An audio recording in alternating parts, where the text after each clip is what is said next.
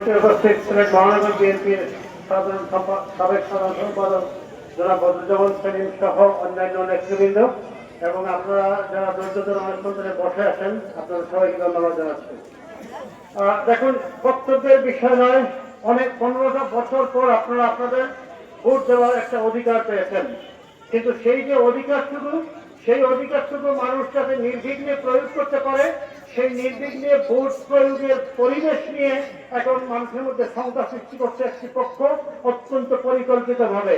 আপনারা দেখেছেন গতকালকে লক্ষ্মীপুরে সেই গোষ্ঠী নকল সিম তৈরি করছে এবং নকল সিম তৈরি করছে। এখন সবচেয়ে বড় যেটা শঙ্কা হয়ে দেখা দিয়েছে যে তাদের কাছে এই নকল সিম তৈরির কারণে যদি ভোটের ব্যালট পেপারের সফট কপিটাও তাদের কাছে চলে যায় তাহলে তারা হয়তো বা ফলস ব্যালট পেপার তৈরি করে দিতে পারে। যাই হোক, আইন শৃঙ্খলা রক্ষাকারী বাহিনী পদক্ষেপ নিচ্ছে এবং এই গোষ্ঠীটি অত্যন্ত পরিকল্পিত ভাবে বিএনপির বিরুদ্ধে প্রপাগান্ডা চালাচ্ছে। চট্টগ্রামে আপনারা দেখেছেন তারা স্বাধীনতার ঘোষণা নিয়ে পর্যন্ত একটা মিথ্যাচার করেছে। যাই হোক, সেই রাজনৈতিক বক্তৃতা অনেক লম্বা, যেটা আমাদের করতে হবে আগামী 12 তারিখে। সেটা হচ্ছে সকাল সকাল আপনারা নির্বাচনী কেন্দ্রে যাবেন, আপনার ভোট প্রয়োগ করবেন। খেয়াল রাখবেন একটি কথা, ওই পক্ষ অত্যন্ত পরিকল্পিতভাবে সেন্টারে গন্ডগোল লাগানোর চেষ্টা করবে। কারণ মনে রাখবেন, একজন প্রার্থী ওই প্রার্থী সেন্টারে গন্ডগোল লাগানোর চেষ্টা করে যে মনে করে নির্বাচন হলে তার জয়লাভের কোনো সম্ভাবনা নেই। নির্বাচনে পরাজিত হতে পারে যে প্রার্থী, সেই কিন্তু যন্ত্র লাগায়। এরা ইতিহাস সাক্ষী, এরা 47, 71, 86 এবং 2024 প্রত্যেকটা ক্ষেত্রেই এরা মানুষের চাওয়া এবং পাওয়ার বিপক্ষ অবস্থান নেয়।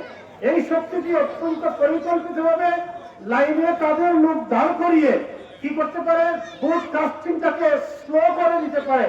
কাজেই আমি অনুরোধ করছি সবাইকে, সকাল সকাল ফজরের নামাজ পড়ে 7টার সময় আপনারা সেন্টারে যাবেন।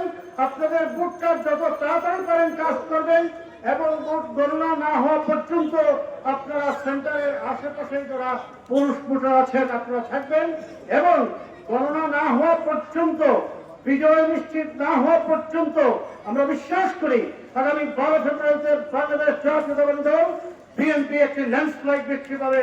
আর সেই বিএনপির বিজয় যদি নিশ্চিত হয়, এদেশের স্বাধীনতা সার্বভৌমত্বের অস্তিত্বটাই নিশ্চিত হবে।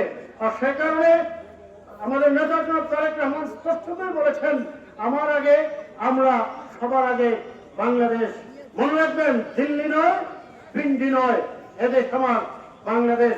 আমার নেত্রী বেগম খালেদা জিয়া বলেছে, আমার বাইরে কোনো ঠিকানা নেই, এই দেশ আমার, এই মাটি আমার। তবে এই দেশ এবং মাটিকে রক্ষা করার দায়িত্ব হচ্ছে বাংলাদেশী জাতীয়তাবাদ ইসলামী মূল্যবোধের রাজনীতির নিউক্লিয়াস বিএনপি। আর সেই বিএনপির হাতিয়ার হচ্ছেন আপনারা যারা কর্মীরা এখানে আছেন। আপনাদের সবাইকে আবারও ধন্যবাদ জানিয়ে শান্তিপূর্ণ পরিবেশ বজায় রেখে বিএনপির বিজয় নিশ্চিত না হওয়া পর্যন্ত সতর্কতার সহিত পরিস্থিতি মোকাবেলা করা এবং যে কোনো পরিস্থিতিতে উস্কানিকে পা না দিয়ে আইন শৃঙ্খলা রক্ষাকারী বাহিনীকে সাথে সাথে ইনফর্ম করবেন, যাতে করে শান্তিপূর্ণভাবে ভোট সম্পন্ন হয়। সবাইকে আবারও ধন্যবাদ। আল্লাহ হাফেজ।